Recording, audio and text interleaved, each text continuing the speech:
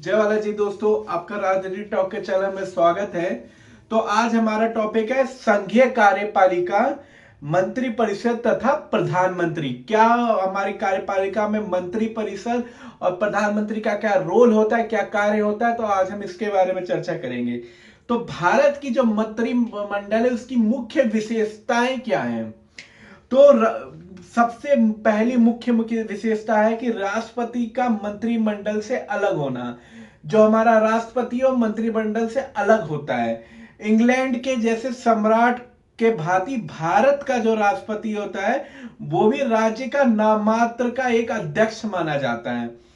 यद्यपि समस्त देश का शासन उसी के नाम पर चलाया जाता है। जैसे इंग्लैंड में राजा के नाम पे चलाया जाता है, यहाँ पे राष्ट्रपति के नाम पे चलाया जाता है। परंतु व्यवहारिक रूप से देश की राजनीति में वो कोई भाग नहीं लेता। डायरेक्टली थ्रू वो प्रधानमंत्री की नियुक्ति करता है तथा उसके परामर्श तथा अन्य मंत्रियों की परामर्श के अनुसार वो कार्य करता है तथा प्रधानमंत्री के परामर्श के अनुसार वो मंत्रिपरिषद की नियुक्ति करता है।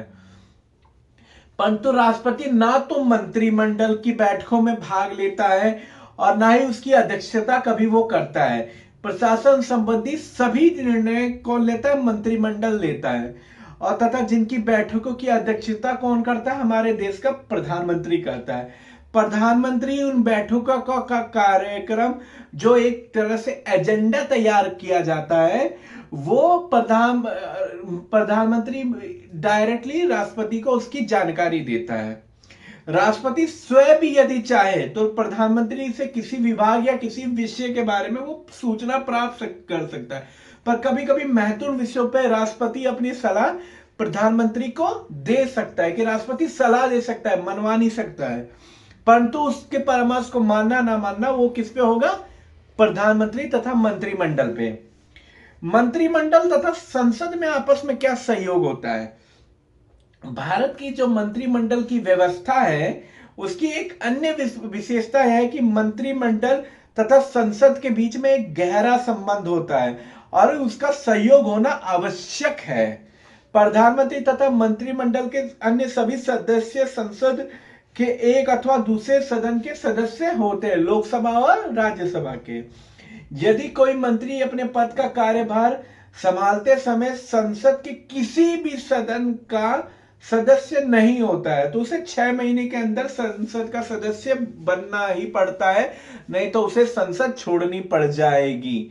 मंत्री के जब पद को ग्रहण करने के पश्चात भी मंत्रीगण क्या कहलाते हैं? संसद के सदस्य कहलाते हैं। वे संसदों की बैठकों में भाग लेते हैं, बिलों को पेश करते हैं तथा उन्हें वो पास करवाते हैं। ये सारा कार्य पड़ा है मंत्री परिषद होते हुए भी सांसद वो है, उनका काम है।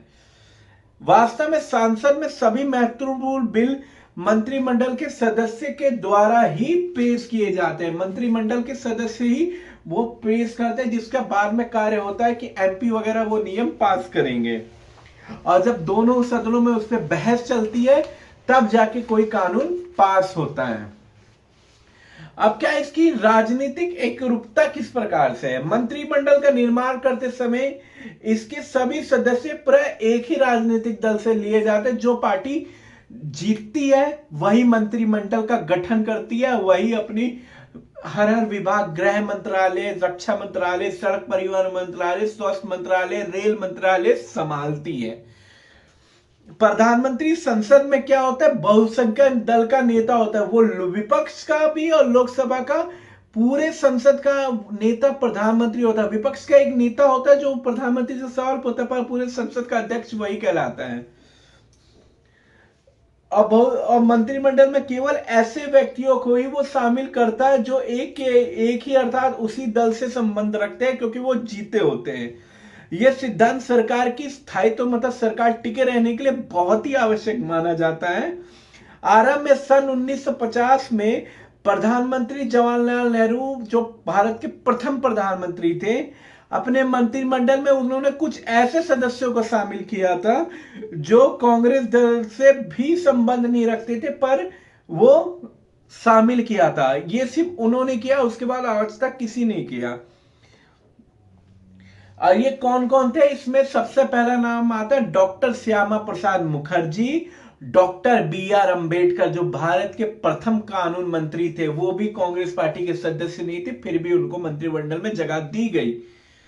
डॉक्टर जॉन मेथाई, गोपाल स्वामी अय्यर के नाम भी उल्लेखनीय है। ये सब थे, क्योंकि ये सभी व्यक्ति कांग्रेस की जो नीति के बिल्कुल समर्थन नहीं करते थे, फिर भी भारत की पूर्ण राजनीति निभाने के लिए उनका संगठन अधिक समय तक नहीं चल सका, कुछ तो भी उनको बनाया। हाँ, हालांकि वो लंबे समय तक नहीं चला, क्योंकि प्रधानमंत्री को का जब उनसे नहीं बनी, पर तब मजबूरन प्रधानमंत्री को उनको वहां से अलग करना पड़ा।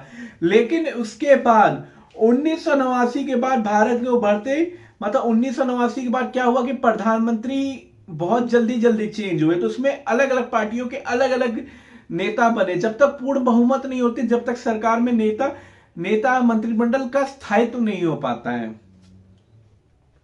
और जब कांग्रेस आई जिसमें मनमोहन सिंह है, तब थोड़ा स्थायित्व, जब कांग्रेस आई 2004 में, जिसमें समर्थन पे हुआ है, तो उसमें एनपीसी के भी नेता शरद पवार भी खाद्य मंत्री बने थे। ये भी अलग पार्टी के बनने के उदाहरण हैं। भारत में प्रथम कब किया गया था? जवाहरलाल नेहरू ने। उसके बाद नहीं हुआ। जब जब किसी पार्टी का पूर्ण समर्थन होता है, जब जब ये चीज हो पाएगी। अब इसका सामूहिक उत्तरदायित्व क्या है? भारतीय मंत्रिमंडल की अन्य विशेषता इसका सामूहिक उत्तरदायित्व है। संविधान के अनुसार मंत्रिपरिषद का सामूहिक रूप से लोकसभा के ये प्रति उत्तरदायी होता है। इसका अभिप्राय यह है कि मंत्रिपरिषद का कोई सदस्य, कोई कार्यकर्ता, तो उसे सभी मंत्रिमंडल का कार्य समझा जाता है। अब इसमें गोपनीयता क्या है? कोई भी मंत्रिमंडल व्यवस्था जब बनती है, उसका संचालन एक अन्य सिद्धांत गोपनीयता है। प्रत्येक मंत्री को अपना पद ग्रहण करते समय राष्ट्रपति के सामने इस संबंध में एक शपथ लेनी पड़ती है।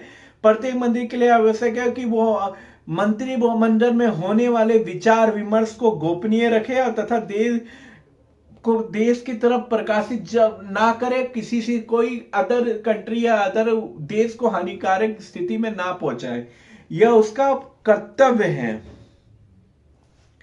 तो कैबिनेट क्या होती है? एक हमारी कैबिनेट होती है जो संसद को, मंत्रिमंडल संसद को भंग भी करवा सकती है। कोई भी मंत्रिमंडल, जो भी मंत्रिमंडल के सदस्य, गृह मंत्री, राज्य मंत्री, खाद्य मंत्री, वो भी एक तरह से संसद को भंग करवा सकते हैं। अविश्वास प्रस्ताव लाके या अपना समर्थन वापस लेके भी वो संसद को भंग करवा सकते हैं। तो यह है मंत्रिमंडल का कार्य। तो आपको ये वीडियो अच्छी लगी होगी तो प्लीज इसे शेयर कीजिए, सब्सक्राइब कीजिए और कमेंट कीजिए, और प्लीज ज्यादा से ज्यादा शेयर कीजिए। जय बालाजी, जय बालाजी।